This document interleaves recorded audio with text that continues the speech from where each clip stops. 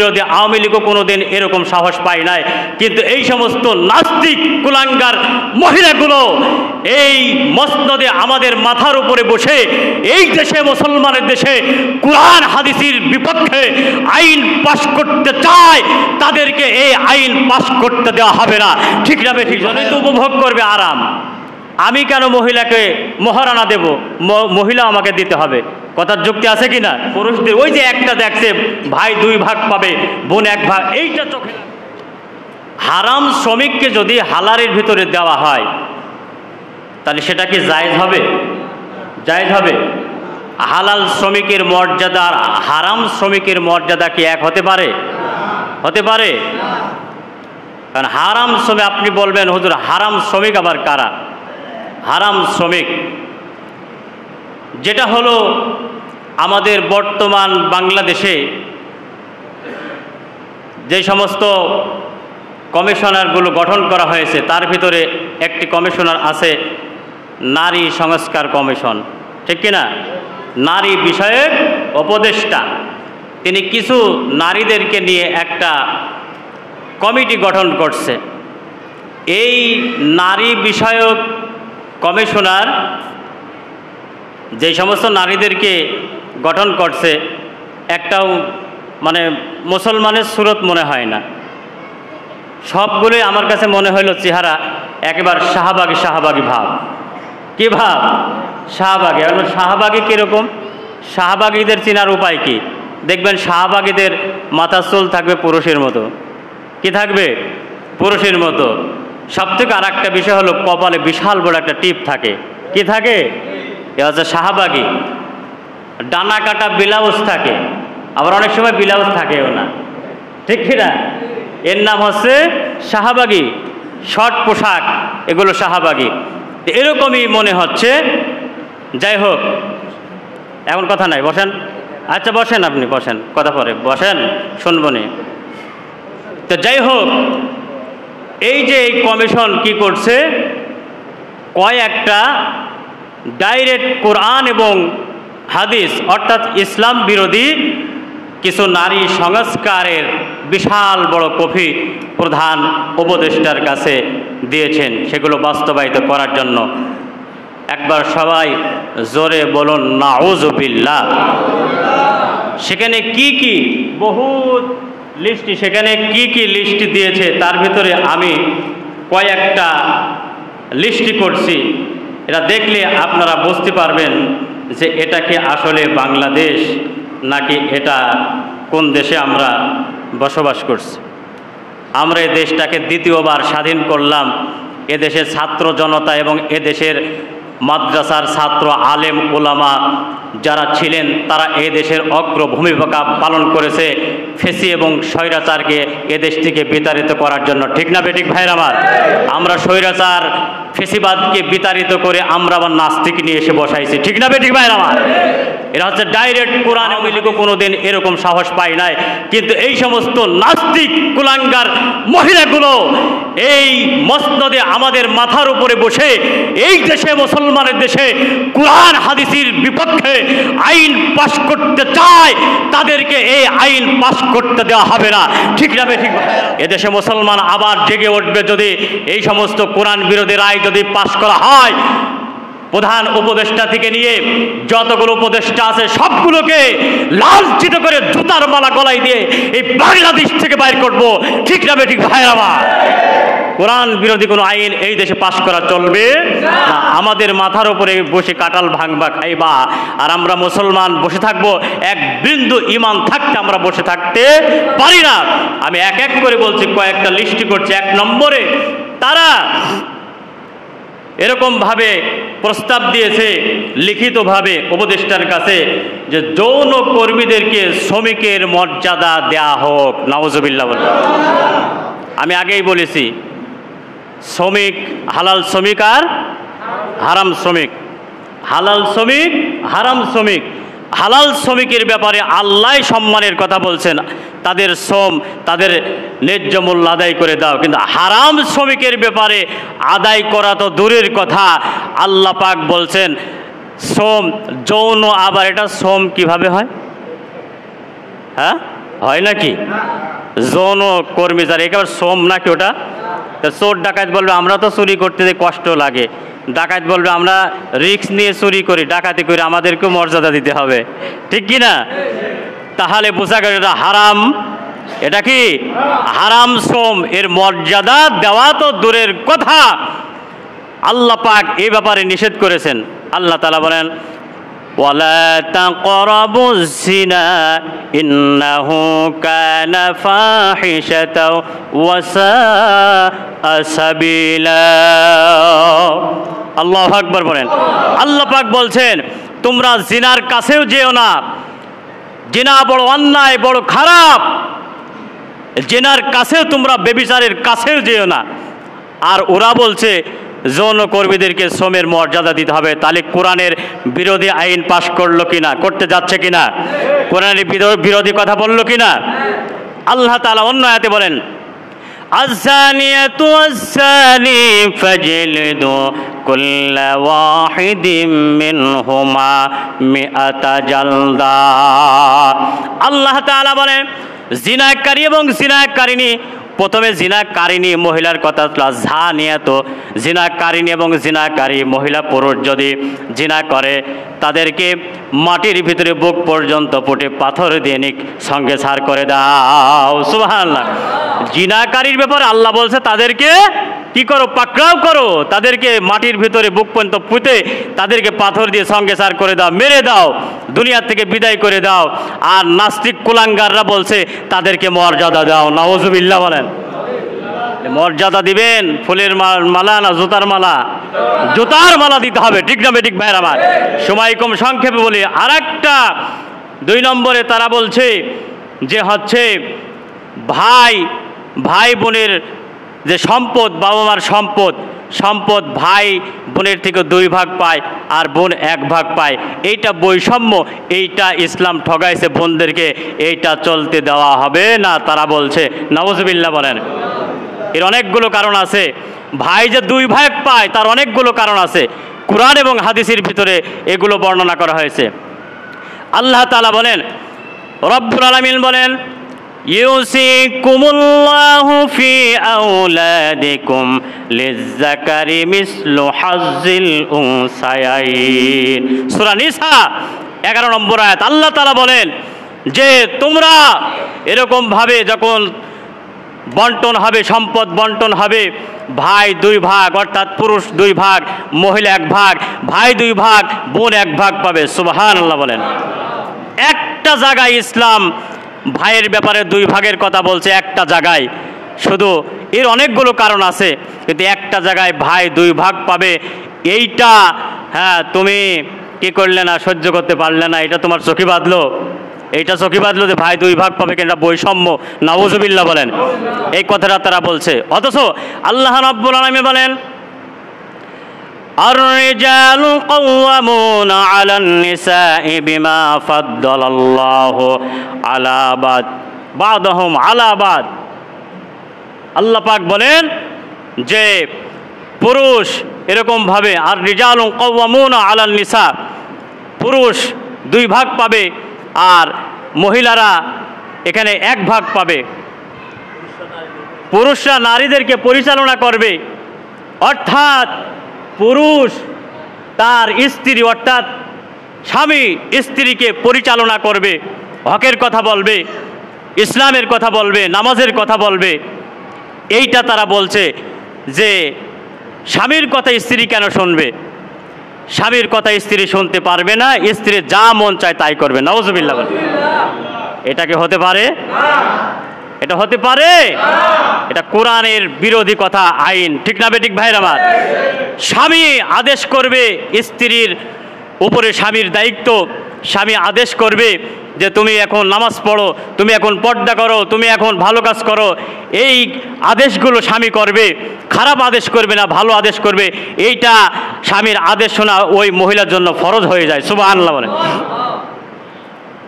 কিন্তু এরা এটা চোখে বাঁধছে যে স্বামীর কথা মহিলা কেন শুনবে, মহিলা যা ইচ্ছা তাই করবে। নাউজুবিল্লাহ বলেন।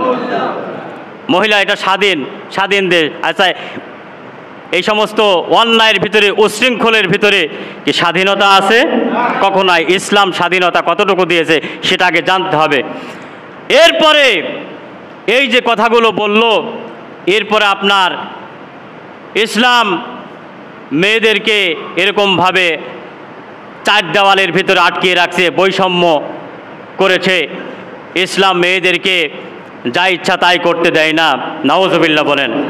ইসলাম মেয়েদেরকে চাকরির অধিকার দিয়েছে, ব্যবসার অধিকার দিয়েছে, মেয়েদেরকে সব কৃষি কাজ খামারের অধিকার দিয়েছে হালাল পন্থায়, ঠিক না বেঠিক ভাইরা আমার? আর ওরা বলছে ইসলাম দেয় নাই, তাহলে ওদের কথা মিথ্যা কি না? কোরআন সত্য, ওদের কথাই মিথ্যা, ঠিক না বেঠিক ভাইরা আমার? এরপরে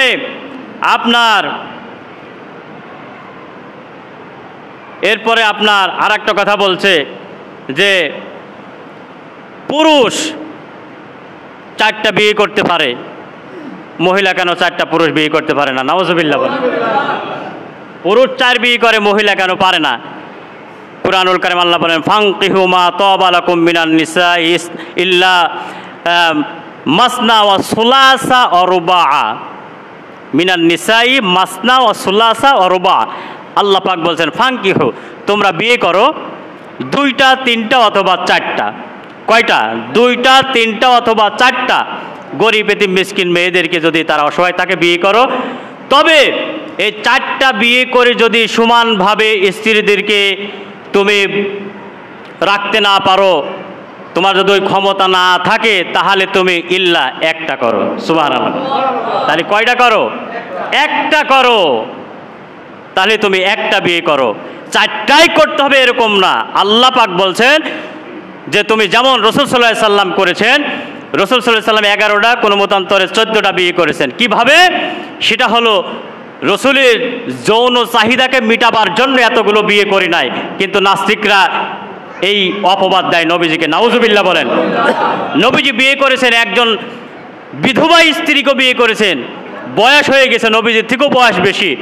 হ্যাঁ, তার স্বামী মারা গেছে, সন্তান নাই, কেউ নাই, খাবার দাবার দেওয়ার মতো কেউ নাই, অসহায়। নবীজি ওই মহিলাকে বিয়ে করছে, নবীজির স্ত্রী বানিয়েছেন। নবীজির ঘরে অনেক সময় হাদিয়ার খাবার আসে, নবীজি স্ত্রী হলে সেই খাবারের অংশ সে পাবে। এই সমস্ত অসহায় মহিলাদেরকে, ক্ষুধার্ত মহিলাদেরকে মুখে খাবার উঠাবার জন্যই আল্লাহর নবী 11টা বিয়ে করেছেন। সুবহানাল্লাহ। বুঝতে পেরেছেন? কথা ক্লিয়ার? এই জন্য অসহায় যদি কোনো মহিলা থাকে, যার দুনিয়ায় কেউ নাই, আপনার মাল আছে, আপনি সেই মহিলাকে বিয়ে করতে পারেন, 2টা 3টা 4টা পর্যন্ত বিয়ে করতে পারেন। তবে যদি সমান ভাগে স্ত্রীদের আপনি সময় না দিতে পারেন, অর্থ না দিতে পারেন, তাহলে আপনি 1টা বিয়ে করবেন। 4টা করার অধিকার ইসলাম দেয় নাই। এইগুলো লক্ষ্য রাখতে হবে। এরপরে যে স্বামীর কথা স্ত্রী শুনবে, এই যে এক হাদিস আছে যে মহিলারা 4টা আমল করলেই মহিলারা জান্নাতে যেতে পারবে। কয়টা আমল? 4টা আমল করলেই মহিলারা জান্নাতে যেতে পারবে, 4টা আমলই। আর এক হাদিস আছে 5টা আমল। 1 নম্বরে নামাজ, 2 নম্বরে পর্দা, 3 নম্বরে রোজা, 4 নম্বরে আপনার হজ ফরজ হলে হজ করবে, 5 নম্বরে স্বামীর জায়েজ আদেশগুলো মানবে, তাহলে ওই নারী আল্লাহ জান্নাতে যেতে পারবে। সুবহানাল্লাহ বলেন। মুসলমান ভাইরা, এই সমস্ত কুরআন এবং হাদিসের বিরোধী কথাগুলো তারা বর্ণনা করেছেন। এখন আসেন যে তারা বলছে যে ইসলাম নারীদেরকে ঠকিয়েছে, ভাই 2 ভাগ পাবে, বোন 1 ভাগ পাবে, এইটা তাদের চোখে লাগছে। এখন একটা কথাই আল্লাহ পাক বলেছেন, কিন্তু নারীদের মর্যাদা পুরুষের থেকেও বেশি দিয়েছেন। এইটা কয় জায়গায় সেটা আমি আপনাদেরকে বলবো। মুসলমান ভাইরা আমার, আমরা যখন মহিলাদেরকে বিয়ে করতে যাই, আচ্ছা বলেন, মহিলাদেরকে বিয়ে করতে গেলে সেখানে পুরুষ যে বর থাকে, মহারানা দেয় কে? পুরুষ দেয় না মহিলা দেয়? পুরুষ মহারানা দেয় কি না? পুরুষ মহারানা দেয়। তাহলে আমরা কোনো পুরুষ পৃথিবীতে এ পর্যন্ত বলতে পারলাম না যে বিয়ে করার পরে মহিলা অর্থাৎ স্বামী স্ত্রী দুজনেই আনন্দ করে, আনন্দ ভোগ করে, হ্যাঁ আমি একা একা মহারানা দেব, মহিলাও আমাকে দিতে হবে। বলেন ঠিক কিনা? কথার যুক্তি আছে কিনা? দুইজনেই তো উপভোগ করবে আরাম। আমি কেন মহিলাকে মহারানা দেব, মহিলা আমাকে দিতে হবে? কথার যুক্তি আছে কিনা? কোনো পুরুষ এ পর্যন্ত বলছে এটা বৈষম্য? আমাদেরকে মহিলারা ঠকাচ্ছে, স্ত্রীরা ঠকাচ্ছে বলছে? বলছে কেউ? আজ পর্যন্ত বলে নাই। এই এক জায়গায় স্ত্রীর সম্মান স্বামীর থেকেও বেশি দেওয়া হয়েছে, সুবহানাল্লাহ বলেন। দ্বিতীয় নম্বর কথা, আল্লাহর নবীর এক হাদিস আছে, সাহাবীরা বললেন ইয়া রাসূলুল্লাহ, আমরা কাকে বেশি ভালোবাসবো, মহাব্বত করব? আপনি জানাই দেন। আমার নয় বললেন, তোমার মাকে তুমি ভালোবাসো, খেদমত করো। দ্বিতীয়বার আবার প্রশ্ন করলেন, আবার নবীজি বললেন মায়ের খেদমত করো। তৃতীয়বার আবার বললেন মায়ের খেদমত করো। এখানে পুরুষের কথা বলে নাই, চতুর্থবার বলছেন, তিনবার মায়ের মহিলাদের সম্মানের কথা বলছেন, ঠিক কিনা? এখানে তিনবার মহিলাদের সম্মানের কথা বললো, পুরুষের থেকেও মহিলারা সম্মানে বেশি। এই কথা আমরা কেউ বললাম না বৈষম্য, আমরা কেউ বললাম না আমাদেরকে মহিলারা ঠগাইছে, মহিলারা কেন আমাদের থেকে সম্মানিত। এই কথা এই কুলাঙ্গার নাস্তিক মহিলারা এই কথাগুলো তাদের চোখেও আসে না, তারা বলে না, ঠিক না বেঠিক ভাইয়ের আমার? এইগুলো তারা বলে পুরুষদের। ওই যে একটা দেখছে ভাই 2 ভাগ পাবে, বোন 1 ভাগ, এইটা মুসলমান ভাইরা। আর এই যৌন কর্মীদেরকে, হারাম কর্মীদেরকে হালাল শ্রমিকদের সাথে তারা মিশাই দিয়ে হালাল শ্রমিকদের অর্থাৎ বাংলাদেশের মুসলমানদের ইজ্জত নষ্ট করেছে, ঠিক না বেঠিক ভাইরা? মুসলমানদের ইজ্জতের পামসার করে দিয়েছে তারা, হারামের সঙ্গে হালাল মিশাইছে। অর্থাৎ হাজার হাজার মন দুধের ভিতরে 1 ফোঁটা যদি বিষ আপনার ঢুকাই দেওয়া হয়, ওই দুধ সব হারাম হয়ে যাবে, ঠিক না বেঠিক ভাইরা? মুসলমান ভাইরা, মহিলাদেরকে আল্লাহ সম্মানিত করেছে। তার আরেকটা দলিল হলো আল্লাহর নবী বলেন, আল জান্নাতু তাহতা আকদামিল উম্মাহাত, মায়ের পদতলে, নারীর পদতলে সন্তান অর্থাৎ পুরুষের জান্নাত, সুবহানাল্লাহ। কোনো কোরআন এবং হাদিস নাই যে পুরুষের পায়ের নিচে নারীর জান্নাত, নারীর পায়ের নিচে পুরুষের জান্নাত, সুবহানাল্লাহ বলেন। তার স্ত্রীর এরকমভাবে সম্মান বাড়লো কিনা, মহিলাদের সম্মান পুরুষের থেকে বেশি হলো কিনা, আরও বহু দলিল আছে। আপনার বোন, আপনি বিয়ে দিছেন, টাকা পয়সা খরচ করে বিয়ে দিছেন, তার পাওনা 1 ভাগ দিয়েছেন, আপনি 2 ভাগ নিয়েছেন। আপনার মা নাই, বাবা নাই, ভাই বোন কেউ নাই, একটাই বোন আছে মনে করেন, বিয়ে দিয়ে দিয়েছেন, স্বামী মারা গেছে, স্বামীর বাড়ি কিছু নাই, বা স্বামী তালাক দিয়েছে, স্বামীর বাড়ি কিছু নাই, তালাক দিয়ে দিছে, তার স্বামীর বাড়ি থাকার অধিকার নাই। এখন আপনার বোনটা কোথায় আসবে বলেন? ভাইয়ের কাছে আসবে, ঠিক কি না? যতদিন পর্যন্ত দ্বিতীয় বিয়ে না হয় বা বিয়ে না দিলে মৃত্যুর আগ পর্যন্ত ওই বোন ভাইয়ের কাঁধের ওপরে উঠলো কিনা, তাকে ভরণ পোষণ দেওয়া লাগবে কিনা, এ ভাইয়ের দায়িত্ব কিনা? এটা চোখে বাজে না তোমাকে? এগুলো বাজে না? নর্তকী মহিলারা এই বাংলাদেশে আমরা এরকমভাবে 16-17টা বছর মুসলমানরা অ্যাকচুয়ালি ইসলামের দৃষ্টিকোণ থেকে জিম্মির ভিতরে ছিল। আমরা সবাই ছাত্র জনতা, ওলামাই কিরাম এই দেশকে আমরা স্বৈরা মুক্ত করেছি, কিন্তু এর মানে এই নয় যে আমরা উপদেষ্টাদের প্রশংসা করে বলে আমাদের মাথার ওপরে বসে এই বাংলার জমিনে 92% মুসলমানের জমিনে কোরআন বিরোধী আইন পাশ করবে, হাদিস বিরোধী আইন পাশ করবে, মুসলমানরা চুপ থাকবে, মেনে নিতে পারবে না, পারবে না, পারবে না, ঠিক যাবে ঠিক ভাইয়ের আমার। প্রয়োজন হলে রাস্তায় নেমে যাব। ওই সমস্ত নারী সংস্কার, নারী উপদেষ্টার যেই কমিটি গঠন করা হয়েছে তাদেরকে জুতা পিটা করে এই দেশ থেকে আবার ভারতে পাঠানো হবে, ভারতে পাঠানো হবে, ভারতে পাঠানো হবে, ঠিক না ঠিক ভাই? কি মনে করছো তোমরা? কি মনে করছো? যারা মনে করেছিল যে আমরা ডাইনে, আমরা বামে, পিছনে সামনে আমরাই তো সারা জীবন, 21 সাল, 21 থেকে গেল 40 সাল, 40-এর পরে হয়তো 60 সাল গ্রহণ তারা প্রস্তাবনা করতো কিনা আল্লাহ মাবুদ, আল্লাহ মালুম। ভাইরা আমার, সেই শক্তি, সেই পরাশক্তি ধরাশক্তি হয়ে গেছে।